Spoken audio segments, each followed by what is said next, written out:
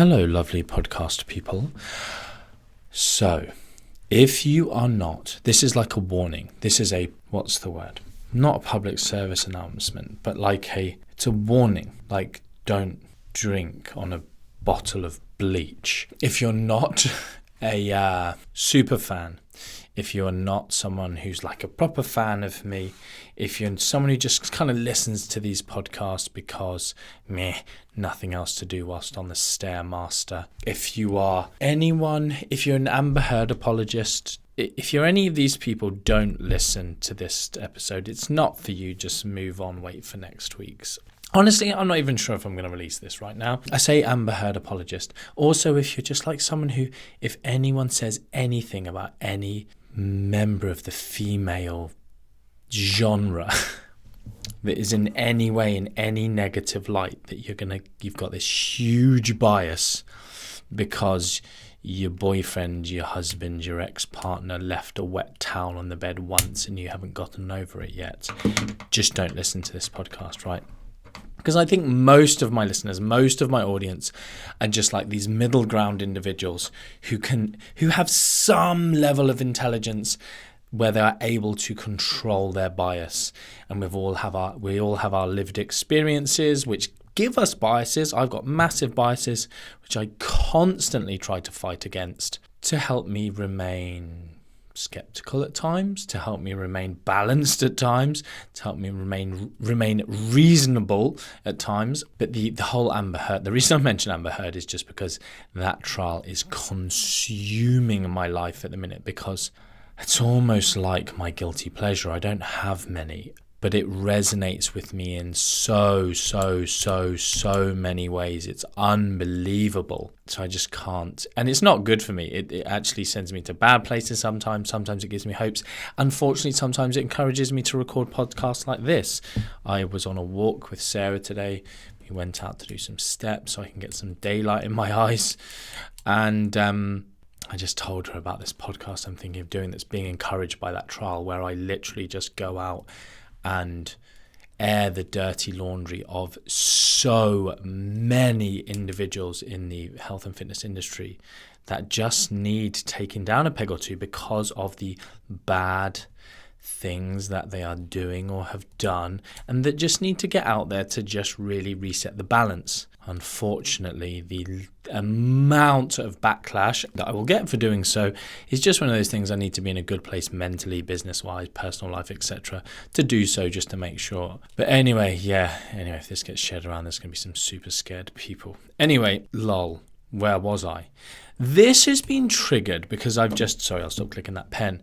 You're all going like, tell us now, do it. Like if it's just super fans left, you're like, forget this podcast, do that one. We want to hear. It will come sometime, maybe, not sure. I have about 3 to 5 podcasts I've recorded which are just skeletons in the closet type ones. Like they would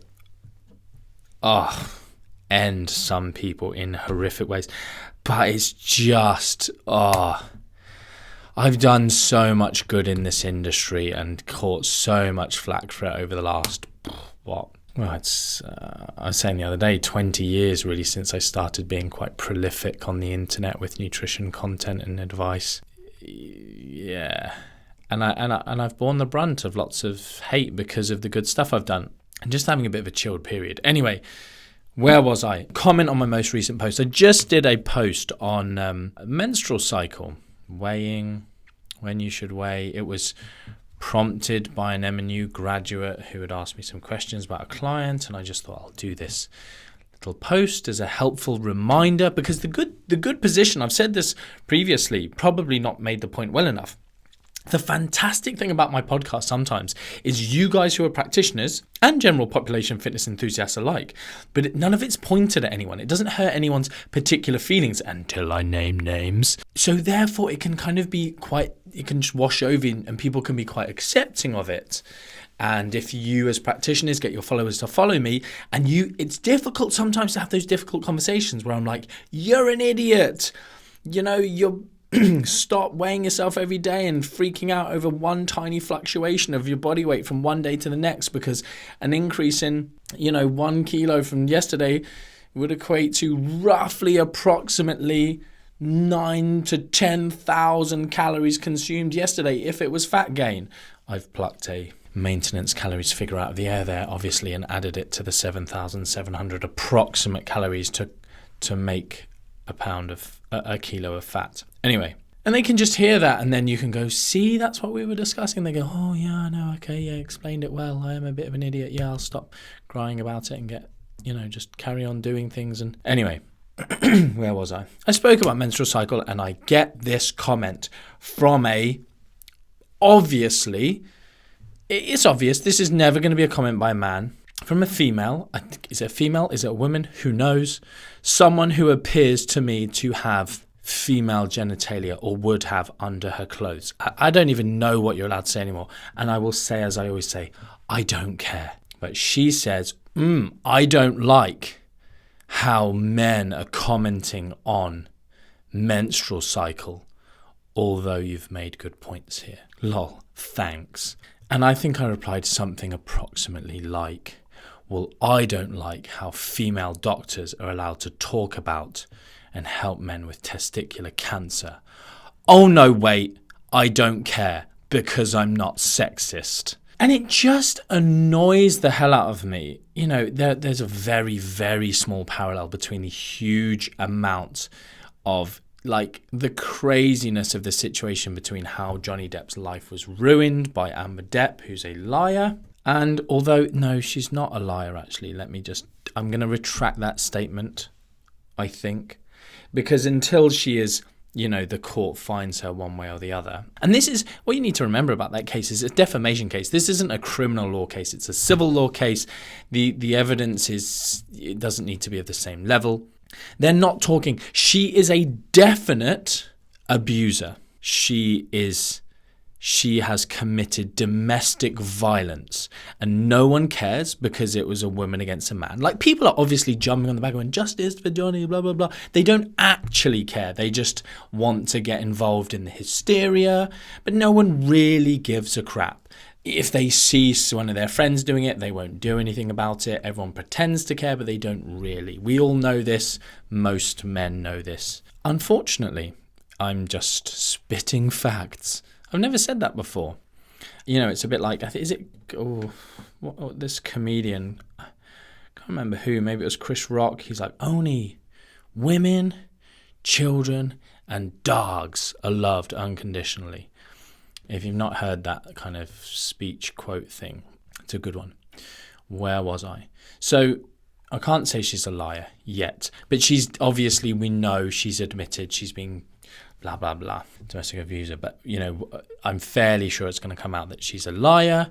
She's made false accusations, which Johnny Depp was obviously, as always happens in these situations, and the whole flipping Me Too movement, believe women, take all women's accusations at face value, don't ask for evidence, let's believe the victim, absolute, complete, and utter crap. But I'm going off topic here. Where was I? What I was saying is that there are small comparisons here of just the fact that I don't personally have a menstrual cycle does not mean I can't talk about the science of the menstrual cycle. I was going to put on my story as well about, heaven forbid this lady goes and gets a male gynecologist, OBGYN, whatever. It's absurd. When I talk about breastfeeding, I get the same thing. Oh, how can you be talking about breastfeeding? Oh, just people going mental, CIS, white, males talking about this. How can you be shaming women, blah, blah, blah. Absolutely ridiculous. I'm talking about science and research. This has nothing to do with what genitals I have, whether I have breasts or not, whether I can have periods or not. I'm talking about the research. Likewise, someone who has breasts and I don't, if you've not breastfed, you're no really more qualified to talk to me about it or like practically qualified than me. Just because you have them, you've never used them, right? It doesn't. That's like saying, let's talk to this virgin about. I don't know if I'm going to go there, but like sex and like he's not had sex, but just because he's got a penis and blah blah. Like anyway, you've got breasts. It doesn't make you a breastfeeding expert. Likewise, breastfeeding doesn't make you an expert on lactation.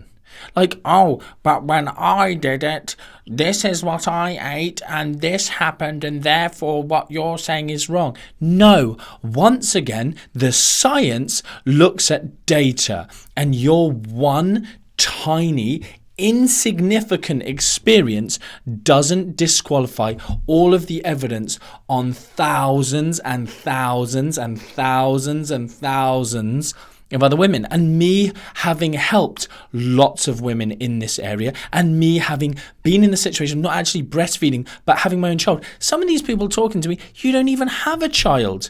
At least I've seen a child being breastfed, my own child being breastfed, the nutrition that the individual who's breastfeeding my child was cooked and supplied by me.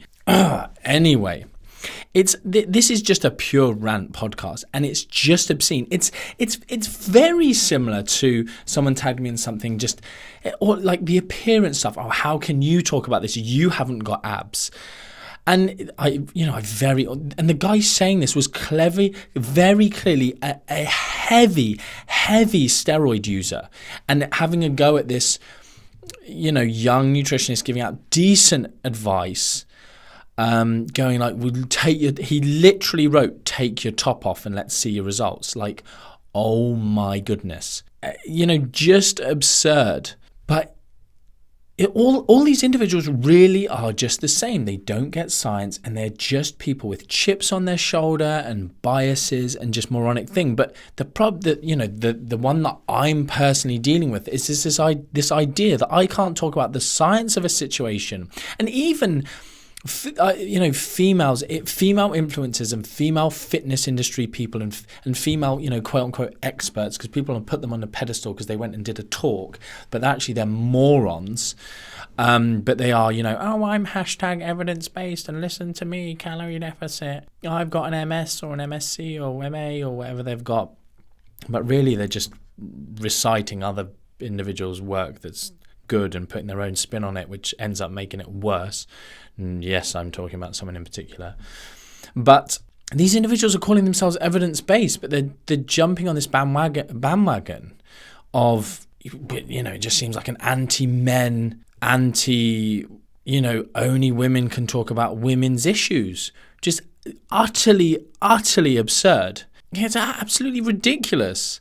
I don't even know where to start with it, to be honest. I'm found myself somewhat gobsmacked. But anyway, in this situation of talking about breastfeeding, it's and menstrual cycle in this most recent one, like, I'm not there talking about the struggles, the female struggle with the menstrual cycle, how hard it is to be a woman. I'm literally just giving advice on, I didn't even go into hormones, but the hormonal changes that occur over the cycle that tend to change body water levels, that tend to change body weight, which will lead to people who monitor body weight as one method of tracking their progress might want to be aware of that situation. I don't like you talking about men talking about menstrual cycle.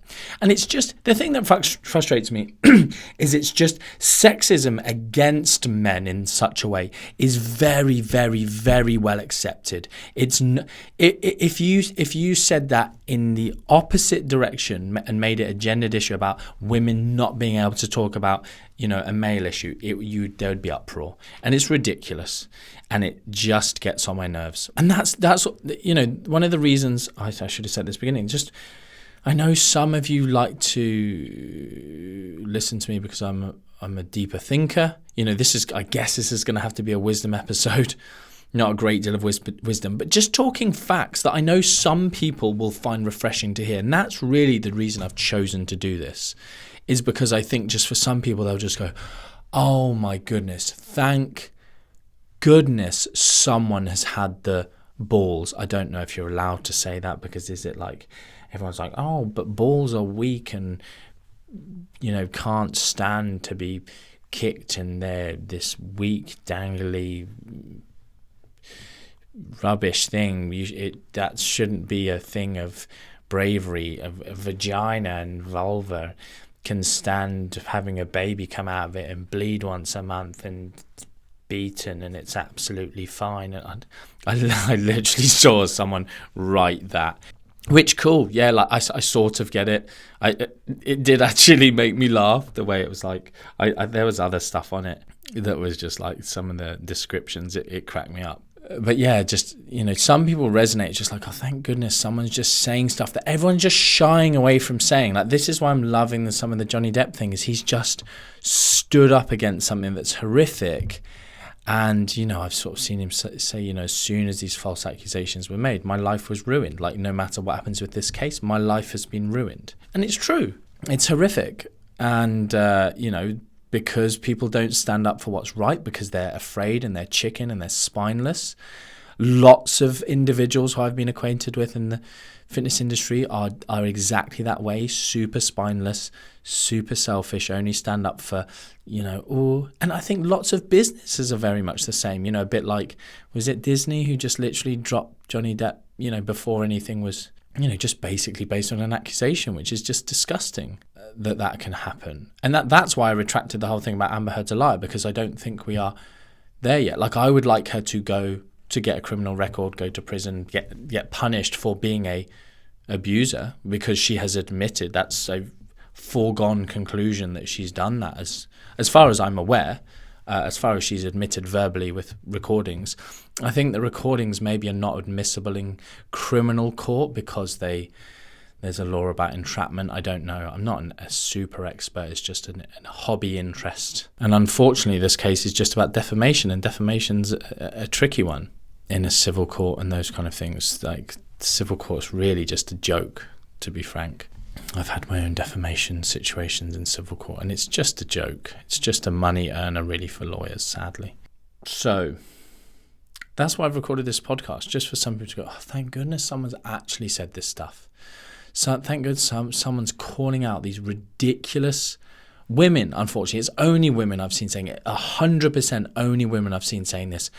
Don't buy from men in the fitness industry. It's a male-dominated industry. Despite the fact that dietetics is something like 95 to 98% female-dominated. I don't know the stats for nutrition. Obviously, the fitness industry, like personal training, that's a different thing. But my industry personally is nutrition. But you look at the AFN type stuff, it's mostly females. So, but it's disgusting. Like, if you ever saw, you know, if you saw in dietetics men saying, don't buy from women, support men, don't do this, don't do that, it'd be ridiculous. They'd get shouted down, it'd be wrong, you'd be sexist. People wouldn't stand for it because people are sort of scared of feminism. I saw this, I think it's Bill Burr, he does some hilarious comedy. I'd have to swear to really, it's just, which I don't tend to do on the podcast, obviously, because I know it's sort of family listeners. It's like people just don't call these people out because they either want to fuck them or they, I don't know. It's funny. Anyway, no, I'll leave it there. So, complete rant. If you resonated with it, I don't know what you're going to do with this. Share a screenshot of this, just going, someone talking sense. I don't know. Be interesting to hear your feedback somehow. Probably not going to do a post about this, but let's just get rid of this flipping attacks on either gender with massive generalizations. Like, the problem is I hate when it's people who pretend to be I'm evidence-based, and then they're like, you know, if they think evidence-based means just they say mostly the correct stuff on nutrition, but about anything else they're just like throwing out random stats from the Daily Mail about whatever, and making completely unqualified statements about who and who shouldn't be able to talk about certain issues, mostly because it's what's going to make them money. You know, I see this as like, only women should be teaching this, and really it's just women with courses on that who are just trying to do the same as, you know, we've had this spate of other courses saying like, stuff about M&U, like, oh, it's not accredited with so-and-so, and it's like, accreditation with that governing body means absolutely nothing. Like, Active IQ have zero, absolutely 100% zero expertise in nutrition, so being accredited by them means zero in terms of the quality of that content, literally zero. Which is why we don't choose to be accredited by them. If for some reason, there are reasons we might get accredited with them one day, because it would help people who are in the military or the armed forces, and I feel like maybe blue light people. Certain CPD budgets only go if you're accredited by these things, and it's just because of the imperfect, stupid industry that's being created as smokes and mirrors to make people money. But we stand for evidence-based nutrition. Everyone knows that we're the best, so we just don't do those things. Man, I'm just ranting now, aren't I? Anyway, thanks for being a listener of the podcast. This is a change of tact. Give me some feedback. I'll never do one of these again if you just send it to me and go, Martin, love your parenting stuff, love your nutrition, love your tricep selfies, love some of the wisdom stuff. Don't like it when you rant about that. You know, I'll take feedback on board. I'm thinking of starting a TikTok where I just talk about stuff that's very me, almost as like a catharsis. Do some baby content, do some just funny content, do some stuff from my personal life, funny content that just I don't tend to show anywhere, because some of it's just a bit risque that I just don't think people would really enjoy, that they're following me for evidence-based nutrition, but it's still me and part of my personal life. It would just be funny, just a thing to express myself. You know, like people just, oh, I do a bit of painting, I do a bit of sewing.